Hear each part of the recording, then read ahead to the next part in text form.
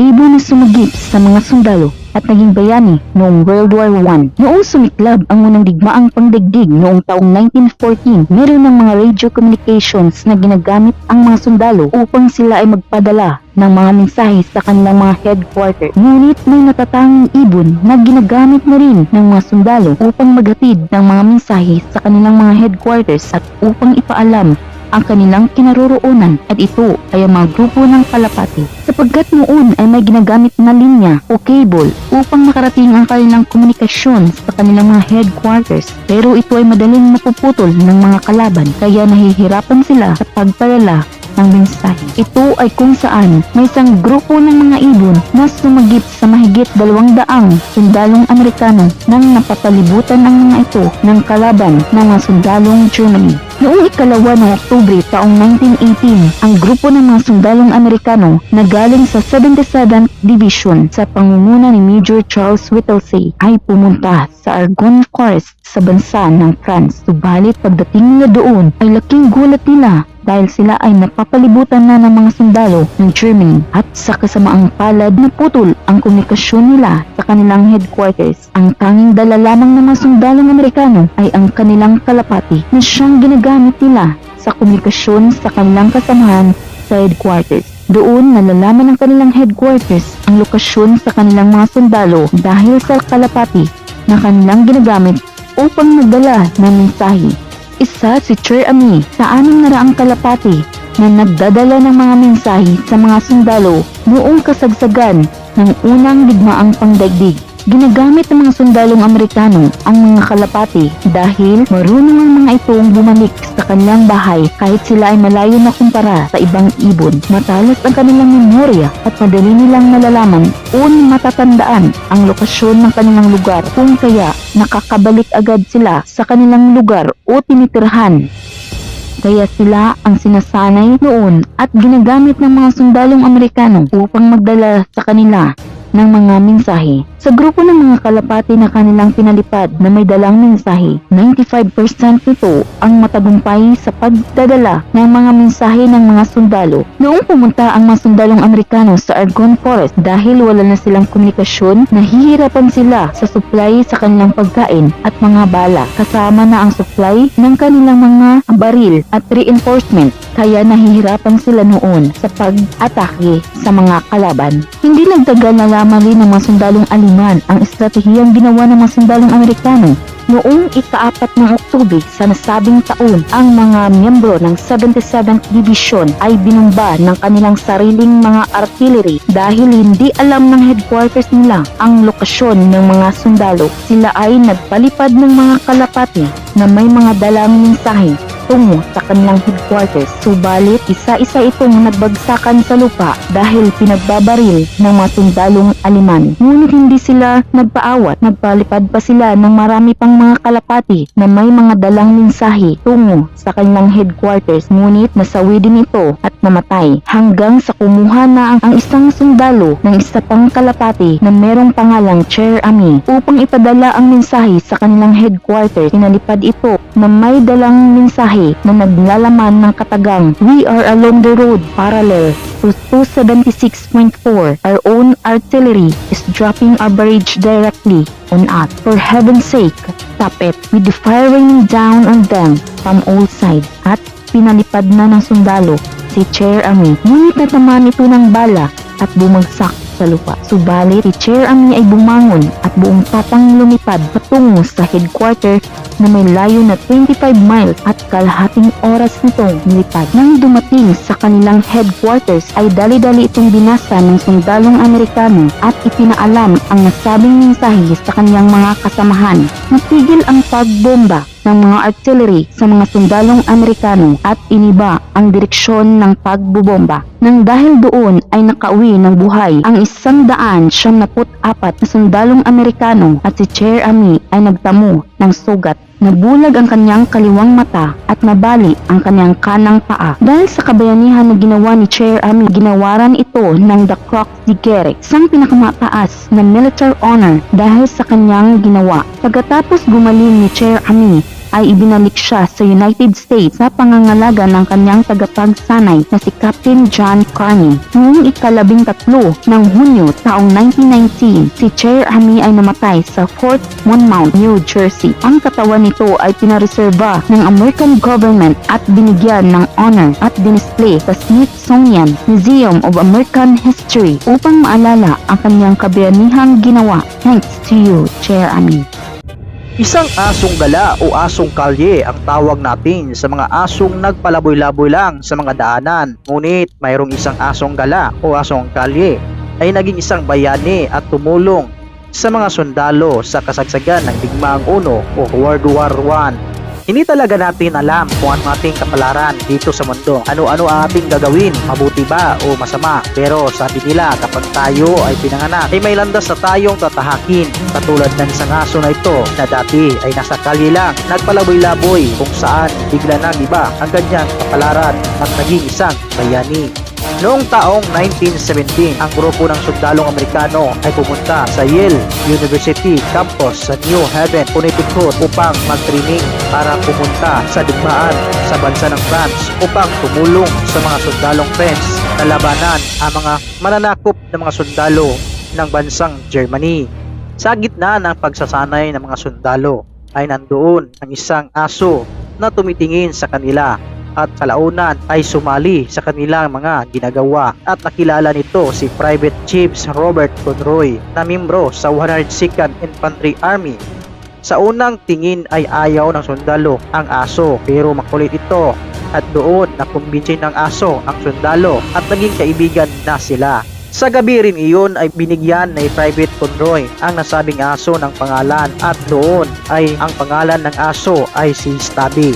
Araw-araw ay kasabay na ng mga sundalo si Stubby sa pagsasanay. Si Stubby ay isang Boston Terrier o American Bull Terrier kung saan dali itong napaamo ni Private Conroy at tinuruan niya ito sa mga gawain na makakatulong sa kanilang pagsasanay. Ngunit pagkatapos ng 6 na buwan na pagsasanay ng mga sundalo sa nasabing lugar, sila ay ipadala na sa bansa ng France upang tulungan ang mga sundalo ng bansa ng France sa pagkipaglaban sa mga sundalong Germany.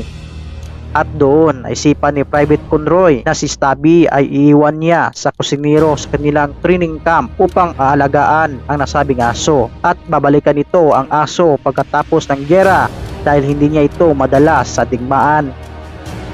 Kaya kinausap nito ang kusinero at sumang-ayon ito at kanya raw bibigyan ng pagkain si Stubby hanggang bumalik si Private Conroy. Itinali ng kusinero si Stubby sa kahoy at umalis na si Private Conroy dala ang sakit ng dibdib dahil kanyang maalala ang aso. Pero si Stubby ay nakaalis sa pagtatali nito sa kahoy at siya ay sumunod kang Private Conroy kung saan ang amoy ng mga sundalo ay kanyang sinundan patungo sa train na sasakyan ng mga sundalo.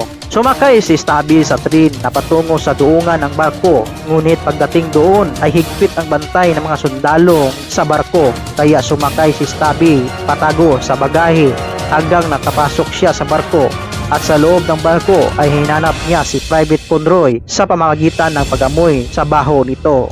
Natagpuan niya si Private Conroy at agad nitong ginising at laging ligaya nila na sila ay muling nagkakita. Ngunit napawi ang takot ng kaligayahan ni Private Conroy dahil baka magagalitan siya ng kanyang commanding officer sa pagdala niya ito sa nasabing aso sa loob ng barko. Kaya itinago niya ito sa bag at dadalhin sa labas ng barko kasama ang kanyang dalawang kaibigang sundalo. Ngunit sa kalagitnaan ng kanilang paglalakad ay nabangga nila ang kanilang commanding officer at doon ay nakita si Stubby ng commanding officer. Sumaludo ang mga sundalo sa kanilang commanding officer kaya sumaludo rin si Stubby. Naikinatuwa ng commanding officer at pumayag ito na manatili si Stubby sa barko. Silang dalawa ay itinalaga sa 26 Yankee Division at pumunta sa transit ng mga sundalong France noong Pebrero 5, 1918 sa Camden D. Debs, North Soissons ay una silang nakipaglaban sa mga sundalong Germany. Unang araw pa lamang ay hindi na sinayang ni Stubby. Siya ay agad nagtrabaho kung saan ay kanyang hinabol ang mga daga sa mga transes dahil ito ay nagbibigay ng sakit sa mga sundalo at nilinis niya ito. Pumunta din siya sa Numan Island at nakuha ang isang sundalong sugatan. Noong April 1918, nang pumasok ang mga sundalong Germany sa kanilang trenches, si Stabby ay nasugatan matapos nitong kinagat ang hand grenade at humabog sa kanya na dahilan na siya ay dinala sa ospital. Pagkatapos niya gumaling ay siya ay bumalik at siya ay naging bantay sa mga sundalo dahil kapag tinatarget na sila ng artillery ng sundalong Germany ay dali niya itong gigisingin ang mga kasamahan niyang sundalo sa pamamagitan ng pagtahol upang sila ay makahanda sa pag-atake ng mga kalaban. Muli na naman nasugatan si Stabby sa pag-atake ng Germany gamit ang mustard gas na dahilan na muling bumalik si Stabby sa ospital. Nang nakarecover uli si Stabby ay siya ay bumalik sa labanan at doon nadakip nila ang isang spy na sundalong Germany na kinagat ni Stabby. Dahil doon ay napromote si Stabby bilang isang sergeant at si Private James Robert Conroy ay naging corporal.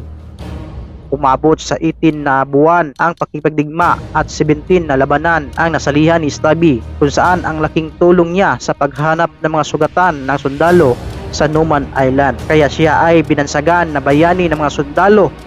Pagkatapos ng giyera, si Stabby ay dinala ni Corporal Conroy sa kanilang bahay at si Stabby naging celebrity at kanyang nakilala si President Woodrow Wilson. Ginawaran din siya ng lifetime membership sa American Legion at sa YMCA. Nakatanggap din siya ng gold medal sa isang general. Noong Marso 1926, si Stabby ay namatay habang ito ay natutulog at ang balat nito ay pinireserba ni Corporal Conroy at nilagay sa Smithsonian noong 1956.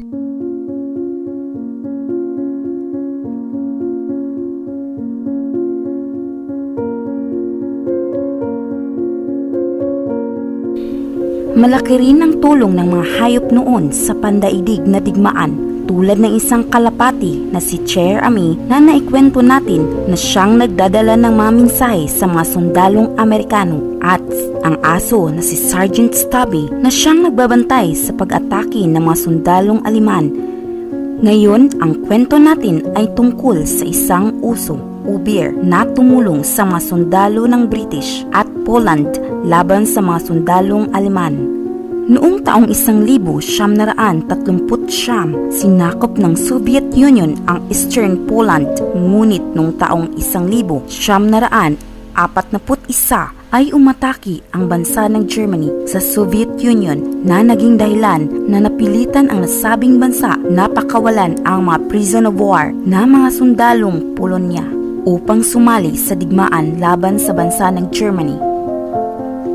Noong taong 1942, ang mga sundalong Polonya ay pumunta sa Iran upang tulungan ang mga sundalong Briton sa giyera laban sa mga sundalong Aleman. At doon nakita ni Lieutenant Anatol Tarnowicki ang isang Iranian na batang lalaki na may dala na sanggol na uso at inalok niya na bibilhin niya ito mula sa bata. Dahil wala ng ina ang nasabing uso dahil sa binaril ito ng isang mangangaso. Noong buwan ng Agosto sa nasabing taon, ang uso ay binigay sa 2nd Transport Company na naging 22nd Artillery Supply Company at doon ay binigyan ito ng palayaw na Wojtek. Ang ibig sabihin ay Happy Warrior.